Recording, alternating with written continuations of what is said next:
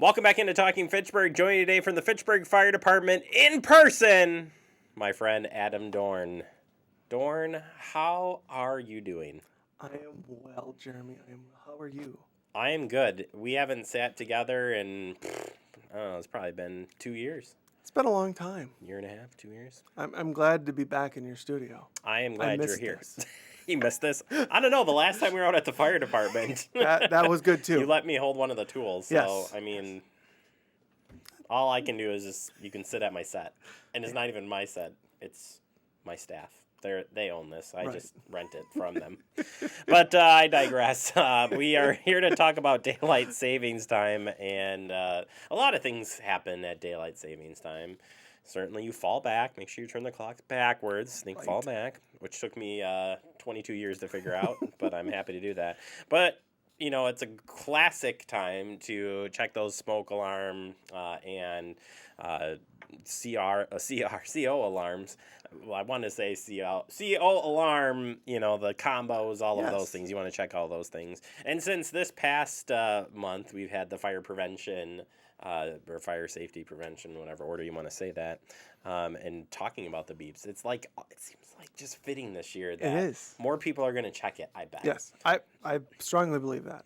Okay, well, I hope you believe that because it's so important. So first and foremost, we're talking about these detectors, and we did some really great stuff last month, which you should check out about smoke alarm and stuff. But recapping that, why? Why do we even have to do it? A lot of them are like plugged in now, like, you know, direct electricity. You know, why do we even have to check them? Working smoke alarms save lives. It's as simple as it gets. Working smoke alarms save lives. You have very limited time to get out of a building, out of your home, when you do have a fire, and those smoke alarms do give you every second that you possibly can to get out. It's as simple as that. It is. So maybe to not only check the batteries and stuff, you know, is super important, but what about doing like an actual test with your family during this time? Like, how many people actually take the time to do that and actually listen to the beeps? Yeah, that is a great point. It is extremely important to make sure that we are testing our smoke detectors, but when we test that, to make sure our families know exactly what that means. One, so that they understand what kind of a sound is going to be made when the smoke detectors are active.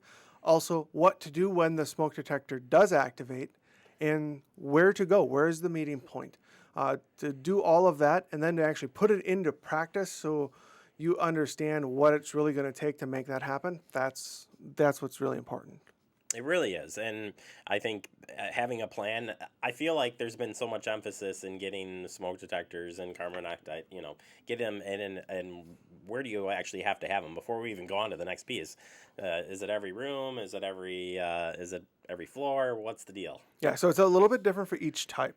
Carbon monoxide detectors, it's one on every level of your home where there's a gas-fired appliance and outside of every sleeping area. So if you have a ranch-style home, a single-story home, you will have carbon monoxide detector in the basement and one outside of your bedroom areas. That's all that's required. Now, if you have a two-story home with a basement, you would need one in the basement for your furnace area, one upstairs if you have sleeping area upstairs, which is most common.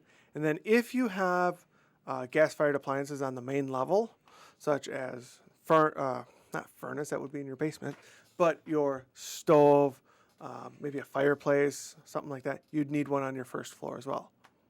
What about in the garage if you have gas heater out there or something? You could, being that you're going to have vehicles in there too that are going to produce carbon monoxide and all the other emissions from a vehicle, you're going to get a lot of false readings there. It's going to go off quite a bit because of that. That's why it's more important to be in the home than in the garage. So to counter that, I put an extra detector because I invested. You'd be proud of me. I invested in detectors that one goes off, they all go off. Yep. Because I was very nervous about the one in the basement because it's a tri-level. I think I can hear it, but really I'm pretty sound sleeper. So I don't want to risk it anymore. So we went with that. So I took the one down there and I just set it near the garage because I was lazy and haven't hung it up yet. But it's there. Not a bad deal. But tri-level, same difference? Same thing, right? So I actually live in a tri-level. Me too. I have a carbon monoxide detector up outside of my sleeping area. And then I don't have any gas-fired appliances on the main levels. And then in the basement, I have my furnace. So I actually have one in the basement and one outside my sleeping areas. Fantastic. All right. So going back to what you were saying about doing the testing, having the plan of where to go to, also comes to this, that action plan of where you're all going to meet after they go off. Part of pulling all of this together. Good idea. Yes. Why? Well, think about this. If the smoke alarms, carbon monoxide detectors go off and you get out of your house, where are you going to meet? And when you go outside, are you all going to the same place? Because if you don't go to the same place and we pull up and we go, is everyone out? And people are going, I don't know, or I haven't seen them. Now we have to flip gears and we go into more of a rescue mode where we're going to be going in to look for people, if that's the case, or right, whatever the case may be. We're going to have to adjust our tactics to make sure we get people safe first before we do other stuff. Sounds easy, but yeah, you got to practice. You got to know. You got to know. Makes it a lot easier. And I think it's tying into that. I know we really emphasize looking at the smoke detectors and CO alarms, but I think pulling off a full test during this time it's just a great reset of everything. Also, too, checking your fire extinguishers or any other things. Would you roll that into a daylight savings? Yeah, I think it's a good time for you to take a look at everything that's going on in your home as it relates to fire safety. Right? So you're checking your smoke detectors, your carbon monoxide detectors. Check your fire extinguishers. If you haven't used them, hopefully you've never had to use them, but right, if you've had them there for some time, they may need to be tested or at least moved around a little bit, because if you have a fire extinguisher sitting there for 10 years and you've never moved it, all of that stuff in the fire extinguisher, the extinguishing agent, can settle to the bottom. So if you go to use it after 10, 15 years and it's never been moved around, it may not work because it's all compacted to the bottom. So that's always a good thing. Running your drill in your home as far as how do I get out? It may be even as much as, do you know how to open windows? Do you know how to take screens out? Where do you meet? What's the plan if you are not able to get out the way that you think you're going to get out? What is the other ways that you have out, your secondary means? All of those play into a big factor as to how to get out safely, and that's what we want you to do. All right, so your top 3 things as you wrap up here for daylight savings. Number 1? Make sure your batteries are in your smoke detectors and your smoke detectors work. Number 2? Make sure... Put you on the spot. I love this. I love this. Right. Number 2, have an escape plan with the meeting place. Not just the escape plan, not just how to get out, but know how to get out and where you're going to meet. And number 3? Help someone else. Oh. Right? There you go. Because when you become the teacher, you learn so much more about what you need to do.